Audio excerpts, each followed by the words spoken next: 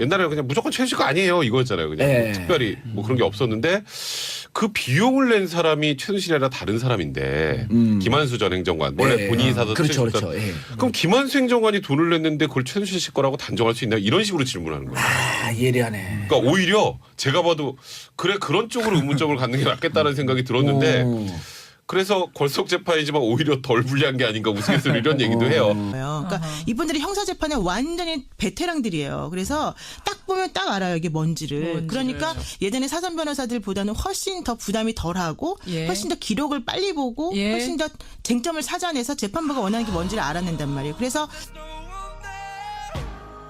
자, 박근혜 전 대통령 걸석 재판 간단하게.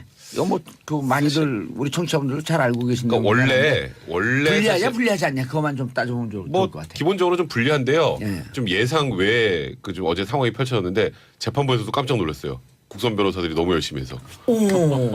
아 진짜 어제 뭐 재판부에서 요즘 좀 국선 변호사 다 열심히 한다 그러던데. 그리고 좀 이런 표현 좀 그렇지만 사선 변호사들보다 낫더라고요. 일단 예를 들어서 태블릿 PC 관련해서도 구체적으로 딱 찍어요. 사선 변호사 누구 유영아? 뭐 그래 찍으세요 박근혜 그냥 대통령 좀. 전에 이제 있었던 변호사들보다 훨씬 나은 것 같은 게 태블릿 PC만 관련해서도 옛날에는 그냥 무조건 최순실 거 아니에요 이거였잖아요. 그냥 뭐 특별히 뭐 그런 게 없었는데 그 비용을 낸 사람이 최순실이 아니라 다른 사람인데 김한수 전 행정관 원래 본인이 사서 그렇죠, 최순실 그렇죠. 그럼 김한수 행정관이 돈을 냈는데 그걸 최순실 씨 거라고 단정할 수 있나 이런 식으로 질문하는 거예요. 아, 예리하네. 그러니까 오히려 제가 봐도 그래 그런 쪽으로 의문점을 갖는 게 낫겠다는 생각이 들었는데 그래서 걸석 재판이지만 오히려 덜 불리한 게 아닌가 우스갯소리 이런 얘기도 해요. 근데 다만 이제 증인신문은 계속 진행을 해요. 피고인이 없어도. 증인신문을 하는데 이 대답을 못하지. 박 전 대통령의 뜻을 들어서 뭔가 해야 되는데 이게 그게 아니라 기록만 보고 질문해야 된다는 거. 이제 그게 거죠.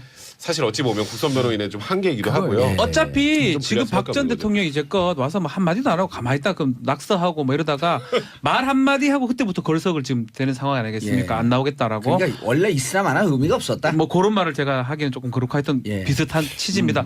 그런데 지금 국선 변호사들이 상당히 잘하고 있어요. 잘하고 있는데 중요한 거는 이 의뢰인 박 전 대통령의 의견을 들어야 됩니다. 그래서 제가 봤을 때 지금도 제일 좋은 방법은 인정을 하고 양형을 다투는 게 맞거든요. 그래야 뭐 무기라든지 그런 것들 막을 수가 있는데 그거를 하려면 박 전 대통령을 설득을 좀 해야 되고 여자 변호사 2명이 있어요. 안 만나주잖아요. 선임이 세 된 번이나 이유가 언젠가는 다 만나지 않을까 그런 생각도 들어요. 걸석 재판 자체보다는요. 저는 접견이 안 되는 게 더 문제라고. 그렇죠. 봅니다. 접견 부분. 걸석 재판 자체는 어차피 법원에서 안 나왔어 괘씸죄 양형 더 높여 이렇게 할 수 있는 상황도 아니고 이 상황이 그리고 재판이 다른 사건들이요 뇌물 같은 경우도 이재용 부회장 사건이랑 연동돼 있기 때문에 걸석이라고 해서 특별히 더 좋다 나쁘다 말할 수는 없는데 문제는 이제 접견 얘기 제가 왜 말씀을 드리냐면 예를 들면 이런 거예요. 검찰이 뭐를 질문했을 때 예를 들어서 어떤 것들이 됐을 때 아닙니다까지는 할 수 있어요. 왜? 기록 보면 박 전 대통령 다 부인합니까? 그렇지. 그런 팩트는 뭡니까?라고 했을 때 그 다음에 들어갈 말이 2차 없다라는 질문 거죠. 들어갔을 때. 모르죠. 왜? 박 대통령 속마음을 모르니까.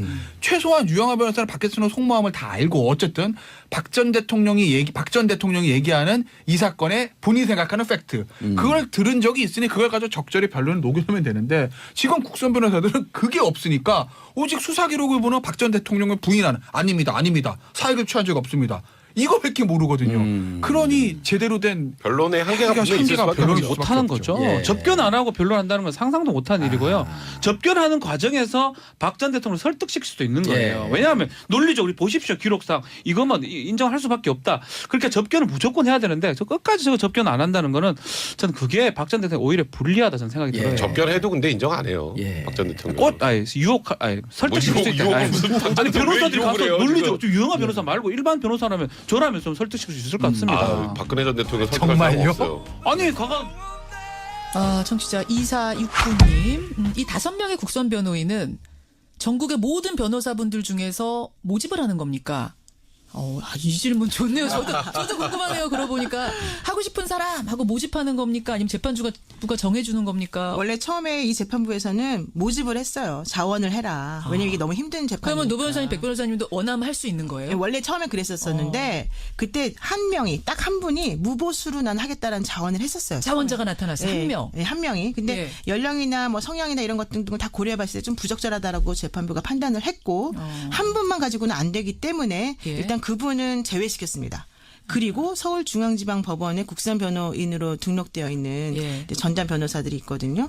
그 변호사들 중에서 예. 그 이런 큰 재판을 할 수 있고 감당할 수 있는 그런 분들을 중심으로 해서 기수를 이제 골고루 나눠가지고 그래서 5분을 간출인 거죠. 그러니까 쉽게 말하면 예. 국선만 하는 변호사들이 따로 있어요.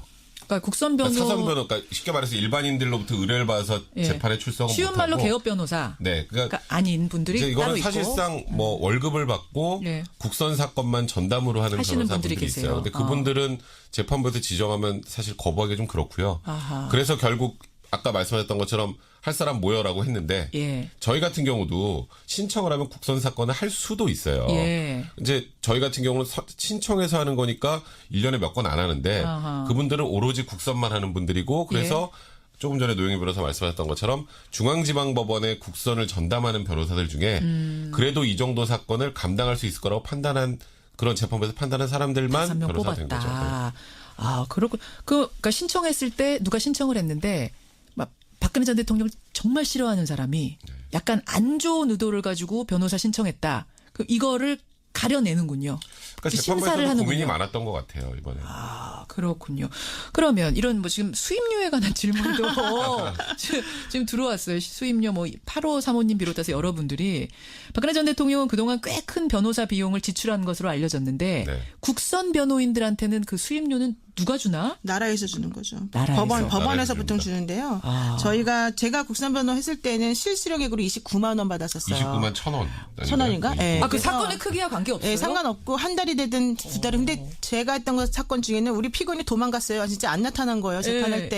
예. 그래서 6개월 넘게 그 재판이 이루어지지 않았다가 아하. 마지막에 걸석 재판하고 그리고 그 사람을 강제로 데려온 적이 있었어요. 근데 그래요. 그때도 29만 원 받았어요. 29만 원 어떻게 해서 나온 게 29만 원이요? 그게 아마 그 보수 산정 기준표가 있는데 예. 국선 변호 한 건 할 때마다 건당이에요. 이거는 건당. 그러니까 예. 1년이 되든 2년이 되든 건당 한 건 끝났다고 보고될 때까지 판결 선고 날 때까지 한 건인데 예. 그게 아마 40만 원 정도 되는 걸로 알고 있는데 그 중에서 뭐 세금 떼고 뭐 떼고 해서 세금 떼고 어떻게 해서 29만 천 원. 최대 200만 원까지 줄 수 있어요. 그 이분들은 이번에 어떻게 아마도 이거는 저는 많이 줘야죠. 거의 최대한으로 최대로. 법원에 줄 수 있는 만큼 줄 텐데 그래도 사실 예. 좀 이런 표현 쓰기 뭐하지만 택도 없이 부족하죠. 일반 사선 변호인이라고 생각하면 예. 이 사건 기록이 지금 12만 쪽 정도 되거든요. 12만 쪽이에요. 12만 그리고 쪽이요. 여기는 정말 초열악한 조건입니다. 왜냐하면 정작 본인이 변론을 해야 될 의뢰인이 만나주질 않아요. 3번이나 신청을 했는데 박근혜 전 대통령이 다 거절했다면서요. 안 만나겠다. 그래서 이제 예를 들어서 걸석 재판하면 이런 거 궁금하실 거예요. 그러면은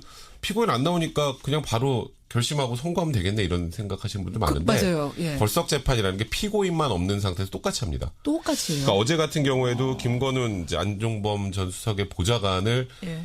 관련해서 증인신문까지 어제 진행을 했어요. 예, 변호사들이 뭐 우스갯소리 이런 얘기도 하더라고요. 저번 사선 변호인들보다 낫다라는 얘기도 합니다. 아, 지금 법조계에서 나오는 어제 굉장히 소문이에요. 강렬한 뭐 대비라는 표현까지 막 기사에 나오는데 예. 태블릿 PC 관련해서도 이제 그냥 무조건 뭐 이거는 최순실 게 아니다 정도만 주장했었잖아요. 예. 근데 그걸 최순실 씨 건지 아닌지 확인할 것 중에 하나가 비용을 누가 냈느냐인데. 요금을. 예, 그거 왜 그러면 이용료. 김한수 행정관 옛날에 이제 태블릿 PC를 줬다고 하는. 예. 그거 김한수 행정관이 왜 계속 비용을 냈습니까? 그런 부분도 확인을 해야 됩니다라고 어제 이제 좀 지적하지 않았던 부분들까지 좀 날카롭게 지적해서 우스갯소리로 재판부에서 약간 당황했다 이런 얘기도 나온 상황입니다. 근데 이분들은 사실은 이제 제가 아까 29만 원, 40만 원 얘기는 그냥 국선 한 건 하시는 분 얘기고 이분은 예. 전담이기 때문에 원래 예전에는 한 달에 800만 원씩 줬었어요. 아하. 그게 이제 공탁한 것에 대한 이자 비용으로 줬는데 예. 그 다음에는 이제 너무 국선 변호 비용이 많이 나가니까 600만 원씩 줘요. 예, 그리고 한 예. 달에 40건 하던 것을 이제 25건 하라 그래요. 예. 근데 25건이 전부 다 형사 재판만 있는 거예요. 그러니까 아하. 이분들이 형사 재판에 완전히 베테랑들이에요. 그래서 딱 보면 딱 알아요. 이게 뭔지를. 그러니까 예전에 사전 변호사들보다는 훨씬 더 부담이 덜하고 예. 훨씬 더 기록을 빨리 보고 예. 훨씬 더 쟁점을 찾아내서 재판부가 원하는 게 뭔지를 알아낸단 말이에요. 그래서 어제 재판했을 때는 그런 일이 벌어졌는데 예. 그런데도 불구하고 피고인의 뜻을 정확히 모르고 또 이전에 재판했던 변호사들이 약간 우왕좌왕 해놓은 것들이 있거든요. 그래요. 그런 것들이 일관적이지 않기 때문에 본인들도 약간 우왕좌왕 한 부분이 있긴 있었어요. 그렇지만 제가 봤을 때는 아까 박 변호사님 말씀하신 것처럼 오히려 사전 변호사보다 훨씬 나았다. 나았다. 너무 사명감 라는 가지고 평이- 열심히 하시는 것 같아요. 너무 열심히 하십니다. 너무 열심히 하십니다. 너무 열심히 12만 쪽을 이분들이 어떻게 보겠어. 거기다가 피고도 못 만나. 박근혜 전 대통령 안 만나죠. 이분들 변호하기 진짜 어렵겠다. 대충 시간 때우는 거 아니야라는 생각하는 분들이 지금 청취자 문자로도 많이 들어오는데 전혀 아닙니다. 그거 아니군요. 절대 안 그래요. 전혀 아니고요. 아니에요. 거기다가 이분들이 또 부담스러운 게 있어요. 뭡니까? 사실 본인들이 원해서 박근혜 전 대통령 국선 변호인이 된 게 아닙니다. 아, 그렇죠. 그렇죠? 지정해 준 거죠. 그럼에도 불구하고 본인이 맡은 피고인의 이익을 위해서 최선을 다하는 모습을 보이지 않으면 예. 특히 이렇게 모든 국민의 관심, 이목이 집중된 상황에서 예. 또 박 전 대통령을 지지하시는 분들도 아직도 있잖아요. 그럼요. 그분들 이번에 법정 앞에서 목숨 걸고 하라고 국선 변호사들한테 집회도 하고. 그런 그렇죠. 얘기도 한단 말이에요. 네. 그러니까 뭔가 법정에서 좀 이거 너무 설렁설렁하는 모습 보여주게 되면 예. 그러면 이제 그분들한테 또 엄청난 비난을 받을 수도 있고 그렇기 때문에 이분들도 상당히 할 수 있는 한 부담가지고. 최선을 다해서 일단 재판에 임하는 이분들도 거고요. 그래도 오케이 하니까 하신 거죠. 하기 싫으면 안 한다고 할 수도 절대 있는 안 한, 건데. 절대 못 하긴다 하면 이제 다음에 국선 변호 계약 기간이 만료됐을 때 잘리겠죠. 그러니까요. 게다가 더 중요한 건 이분들이 한번 이런 식의 행동 그 재판을 맡고 나면 재판부가 그분들에 대한 평가를 해요. 아, 국선 네, 변호사님. 그래서 점수를 매겨가지고 어허. 다음 계약 기간이 있거든요. 예, 2년마다 예. 한 번씩 계약하는데 예. 그 계약 기간이 연장할 것인지 말 것인지를 결정을 하고 나중에 이분들이 법관으로 임용되고 싶다. 예. 경력법관 그런 거에 지원하면 점수를 좀 플러스해서 또 주기도 하죠. 그런 이점이. 그러니까 열심히 하죠. 그래서. 이거는 진짜 노 변호사, 백 변호사 아니면 저희가 인터뷰로 다루겠습니까? 뭘로 다루겠습니까? 오늘 새로운 것들 많이 하는데. 자, 이런 궁금증도 하나 들어왔어요. 한 청취자께서 지금 걸석 재판으로 진행이 되는 와중에 네. 갑자기 박근혜 전 대통령이 마음을 바꿔서 네. 어느 날, 나 오늘은 나가고 싶어 하고 뿅 나올 수도 있는가 원하는 날. 나올 수 그거야 있죠. 나올 수 있죠. 당연히 나오죠. 그러니까 피고인 지금 안 나와서 걸석 재판하는 건데 원래 예. 정상적인 재판은 피고인이 나와서 해야 되는 재판이잖아요. 그렇죠. 마음을 바꿔서 나온다면 그 달부터 걸석 재판이 아니라 피고인 출석한 상황에서 재판하는 거죠. 그러니까 하루만 딱 나올 수는 없는 거고. 아니 본인이 하루 나왔다가 그 다음에 또 못 나온다고 버티면 또 예. 이렇게 또 벌써로 그렇게 다시 가는 그렇게 거죠. 가야죠. 너무 근데 네, 너무 자기 이게 약간 마음이네, 좀 보니까. 엿장수 맘대로 같은 느낌도 드는데. 그렇죠. 그리고 재판부가 또 이것도 있어요. 이게 사실 저는 걸석 재판을 진행을 할 때 한두 번 정도 공전을 시키고 그러니까 말 그대로 재판 안 하고 예. 여러 번 고민한 모습을 보이다 걸석 재판 진행할 거라고 생각을 했는데 첫날 안 나오자마자 경고하고 다음 바로 날부터 진행을 했잖아요. 결정했어요. 예. 재판부 인사이동이 2월입니다. 그게 무슨 상관인가요? 그 재판부가 전에 바뀌는 끝내려고 거죠. 하는 거예요. 인사이동 전에 해결. 그래서 1월 달에는 결심을 하겠다라는 진짜 그 결심을 하신 것 같아요. 그래서 한 번 딱 얘기하고 바로 다음 날부터 걸석 재판 진행하는데 예. 제가 말했던 것처럼 걸석 재판이라는 게 그냥 아무것도 안 하는 게 아니라 증인신문 다 합니다. 예. 그 보통, 피고인들까지 피고인의 증인들까지 다 합쳐서 증인신문을 진행해야 되기 때문에 그래요? 빨리 1월 한 중순 돼야 이건 중요한 건데 2월 19일자로 인사이동이 있을 예정이니까 예. 1월 달에 끝내야 되죠. 선고를 하려면. 야, 오늘 라디오 재판정 A부터 Z까지 궁금증 풀어본다고 했는데 진짜 꼼꼼하게 짚어주셨어요. 수임료까지 나올 줄은 몰랐습니다.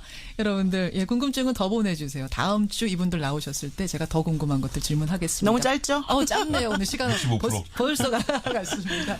라디오 재판정 오늘 스페셜로 걸석 재판의 모든 것 노영희 변호사, 백성문 변호사와 함께 풀어봤습니다. 두 분 고맙습니다. 네, 고맙습니다. 야, 불리하지 않냐? 그것만 좀 따져보면 좋을 뭐 것 같아. 기본적으로 좀 불리한데요. 예. 좀 예상 외에 그 좀 어제 상황이 펼쳐졌는데 재판부에서도 깜짝 놀랐어요. 국선 변호사들이 너무 열심히 해서. 오. 진짜 어제 뭐 재판부에서 요즘 좀 국선 변호사 다 열심히 한다 그러던데. 그리고 좀 이런 표현 좀 그렇지만 사선 변호사들보다 낫더라고요. 일단 예를 들어서 태블릿 PC 관련해서도 구체적으로 그냥 딱 찍어요. 사선 변호사 누구 유영아? 뭐 그래, 그쪽 찍으세요, 박근 그냥 대통령 좀. 전에 이제 있었던 예. 변호사들보다 훨씬 나은 것 같은 게 예. 태블릿 PC만 관련해서도 음. 옛날에는 그냥 무조건 최순실 거 아니에요 이거였잖아요. 그냥 예. 뭐 특별히 뭐 그런 게 없었는데 그 비용을 낸 사람이 최순실이 아니라 다른 사람인데 김한수 전 행정관 원래 예. 본인이 사서 그렇죠, 최순실 그렇죠. 예. 그럼 김한수 행정관이 돈을 냈는데 그걸 최순실 씨 거라고 단정할 수 있나 이런 식으로 질문하는 거예요. 아, 예리하네. 그러니까 오히려. 、 제가 봐도 그래 그런 쪽으로 의문점을 갖는 게 낫겠다는 생각이 들었는데 오. 그래서 걸석 재판이지만 옛날에는 그냥 무조건 최순실 거 아니에요 이거였잖아요. 그냥 예. 특별히 뭐 그런 게 없었는데 그 비용을 낸 사람이 최순실이 아니라 다른 사람인데 김한수 전 행정관 원래 예. 본인이 사서 그렇죠, 최순실 그렇죠. 예. 그럼 김한수 행정관이 돈을 냈는데 그걸 최순실 씨 거라고 단정할 수 있나 이런 식으로 질문하는 거예요. 아, 예리하네. 그러니까 오히려 제가 봐도 그래 그런 쪽으로 의문점을 갖는 게 낫겠다는 생각이 들었는데 오. 그래서 걸석 재판이지만 오히려 덜 불리한 게 아닌가 우스갯소리 이런 얘기도 해요. 그러니까 이분들이 형사 재판에 완전히 베테랑들이에요. 그래서 딱 보면 딱 알아요 이게 뭔지를. 그러니까 예전에 사전 변호사들보다는 훨씬 더 부담이 덜하고 예. 훨씬 더 기록을 빨리 보고 예. 훨씬 더 쟁점을 찾아내서 재판부가 원하는 게 뭔지를 알아낸단 말이에요. 그래서 자, 박근혜 전 대통령 걸석 재판 간단하게. 이거 뭐 그 많이들 우리 청취자분들도 잘 알고 계신 그러니까 내용인데. 원래 오히려 덜 불리한 게 아닌가 우스갯소리 이런 얘기도 해요. 근데 다만 이제 증인 신문은 계속 진행을 해요. 피고인이 없어도 증인 신문을 하는데 이 대답을 못하지. 박 전 대통령의 뜻을 들어서 뭔가 해야 되는데 이게 그게 아니라 기록만 보고 질문해야 된다는 거. 이제 제일 그게 답답한 거죠. 사실 어찌 보면 국선 변호인의 좀 한계이기도 하고요. 예. 어차피 좀 지금 불리할 박 전 수밖에 없는 대통령 이제껏 와서 뭐 한마디도 안 하고 가만히 있다 그럼 낙서하고 뭐 이러다가 말 한마디 하고 그때부터 걸석을 지금 되는 상황 아니겠습니까? 예. 안 나오겠다라고. 그러니까 원래 있으나 마나 의미가 없었다. 뭐 그런 말을 제가 하기는 조금 그렇고 하여튼 예. 비슷한 취지입니다. 그런데 지금 국선 변호사들이 상당히 잘하고 있어요. 잘하고 있는데 중요한 거는 이 의뢰인 박 전 대통령의 의견을 들어야 됩니다. 제가 봤을 때 지금도 제일 좋은 방법은 인정을 하고 양형을 다투는 게 맞거든요. 예. 그래야 뭐 무기라든지 그런 것들 막을 수가 있는데 그거를 하려면 박 전 대통령을 설득을 좀 해야 되고 여자 변호 들은 적이 있으니 그걸 가지고 적절히 변론을 녹여놓으면 되는데 지금 국선 변호사들은 그게 없으니까 오직 수사 기록을 보는 박 전 대통령을 부인하는 아닙니다. 사익을 취한 적 없습니다. 이거밖에 모르거든요. 그러니 제대로 된 변론의 한계가 분명히 있을 수밖에 변론이 없죠. 못 하는 거죠. 예. 접견 안 하고 변론한다는 건 상상도 못 하는 일이고요. 접견하는 과정에서 박 전 대통령을 설득시킬 수도 있는 거예요. 예. 왜냐하면 논리적으로 보십시오. 기록상 이것만 인정할 수밖에 없다. 그러니까 접견을 무조건 해야 되는데 저 끝까지 저거 접견 안 한다는 거는 저는 그게 박 전 대통령 오히려 불리하다 저는 생각이 예. 들어요. 접견해도 근데 인정 안 해요. 예. 박 전 대통령. 설득시킬 수 있다. 유혹은 무슨 박 전 아니 대통령 변호사들이 왜 가서 유혹을 해요, 논리적으로 지금? 유영아 변호사 말고 일반 변호사라면 저라면 좀 설득시킬 수 있을 것 같습니다. 아, 박근혜 전 대통령 설득할 정말요? 사람 없어요. 아니 가가 청취자 2469님, 이 5명의 국선 변호인은 전국의 모든 변호사분들 중에 2명 있어요. 예. 안 선임이 만나주잖아요. 선임이 세 된 번이나 이유가 언젠가는 다 만나지 않을까 저는 그런 생각도 들어요. 걸석 재판 자체보다는요. 저는 접견이 안 되는 게 더 문제라고 그렇죠, 봅니다. 접견 부분. 걸석 재판 자체는 어차피 법원에서 안 나왔어 괘씸죄 양형 더 높여 이렇게 할 수 있는 상황도 아니고 아니죠. 이 상황이 그리고 재판이 다른 사건들이요 뇌물 같은 경우도 이재용 부회장 사건이랑 연동돼 있기 때문에 예. 걸석이라고 해서 특별히 더 좋다 나쁘다 말할 수는 없는데 문제는 이제 접견 얘기 제가 왜 말씀을 드리냐면 예를 들면 이런 거예요.